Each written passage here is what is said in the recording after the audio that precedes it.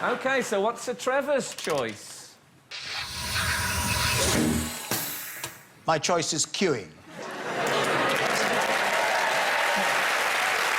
Thank you. Thank you. Although I should explain, if you turn up at an airport in Naples or something and you're standing in line and waiting to go to the ticket counter and somebody barges in from the right or left side, you think, oh, my goodness, how wonderful it is that this doesn't happen back in London, you know, where people get in an orderly queue and they don't move. But I get very worried when people become obsessed with just the idea of standing in line. We love lines. And you go to the underground station and there are 3 lanes which are empty, and there's one where there are about 100 people, and everybody gets behind the line. And I just get out and I go for the one where there's nobody standing next to it, and I get my ticket and walk away. But it shouldn't really, but it infuriates me. I think my particular hate on this one is if you're queuing in a cafe, especially if you're on your own, queuing in a cafe, and a family come in, and they all go and sit at the last table in the cafe, and then join the end of the queue. So you're way ahead of them, but they got the table. Now, that cannot be right. And I know it's just a table, but you just know these are the people, they do the same thing with a lifeboat.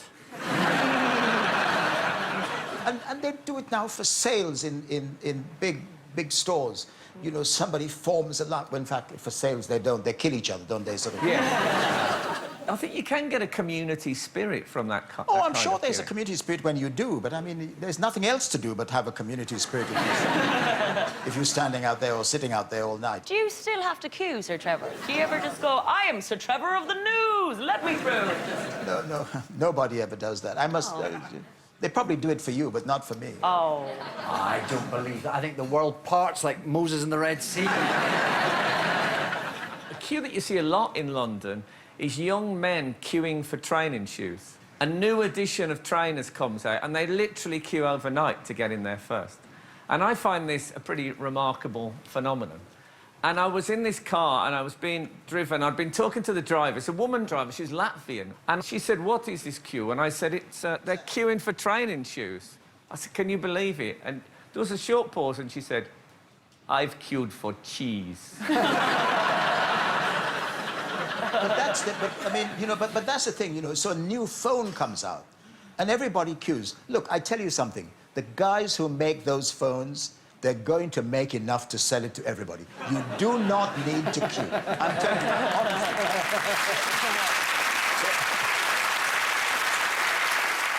The one I think that needs quite a bit of intuition is when you're queuing at a urinal. Guessing who's gonna finish first. You're looking for any sort of sense of relaxation. It's a sort of urinal Russian roulette. Just trying to... I once stood at a urinal behind the Red Arrows in full formation. Amazing. Oh, they did the red, white and blue thing. I'll never... There's a kind of sport to it at the supermarket, though, isn't there? With the, you know, which line you're going to choose, which is moving fast. Yeah. If you can actually turn it into a competitive event with someone else, you take that basket, take that basket, and you can just be edging it. That's quite fast.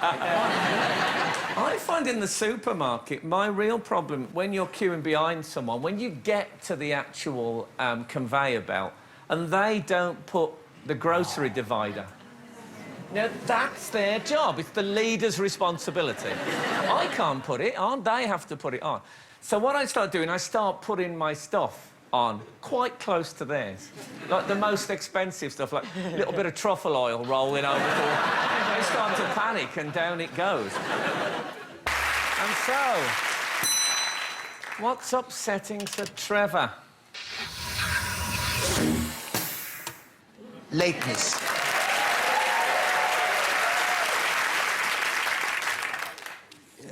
I thought we'd be done by now. But, this is a problem which I realise is partly of my own creation.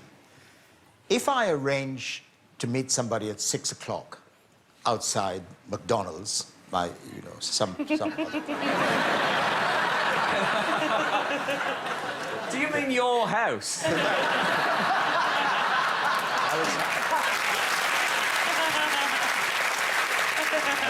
I was referring to the family firm.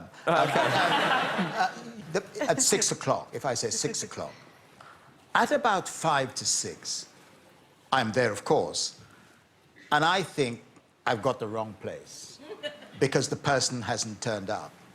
Now, I'm not into all this sort of quasi-philosophical nonsense about punctuality being the prerogative of princes or kings or whatever. I don't believe any of that. But I just think that if you say you're going to be there at a certain time, then you're there. I make extreme efforts to make sure that I'm on time. I always take account of the fact that there might be traffic. I mean, have you ever heard of the worst excuse in your life?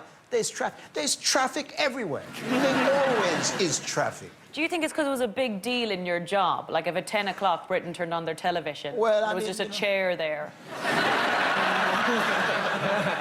To be very honest... I'm on my way. Yeah, you did have a job that started with Big Ben.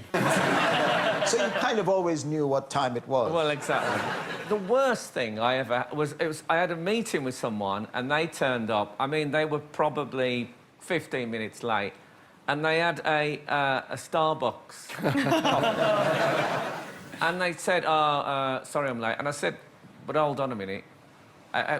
You had time to buy the Starbucks. I know. And they said, oh, well, I knew I was already late, so I couldn't make it any worse. I said, this is the serial killer argument, isn't it? Well, I'd already killed one person. I have a kind of sneaking admiration for them because they'll never get heart attacks. They'll never be too, you know, discombobulated about not being there on time. They'll never worry excessively about really anything at all. I like the way you're losing confidence. No, but I mean, I see the downsides of it. But what I'm saying is it's still a source of great irritability. It does feel like disrespect, that's a problem. And when you're at an airport and they start, you know, everything's late, all the flights are late, this, I think, is probably the best excuse I've ever seen for a flight being late.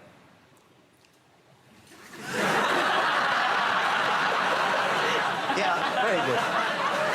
I'll tell you, one of the oddities, too, is when people tell you you are late. And in the journalistic world, it happens like this. There is a war, and you can't get to it in time, and you turn up, and the guy says, where are you heading to? You said, I'm going to Bucharest, because the Romanian dictator has just been... And he said, but that happened 2 days ago. I said, yes, it took me 2 days to get here. So people tell you are late. I don't know anyone else who's ever told me an anecdote about being late for a war.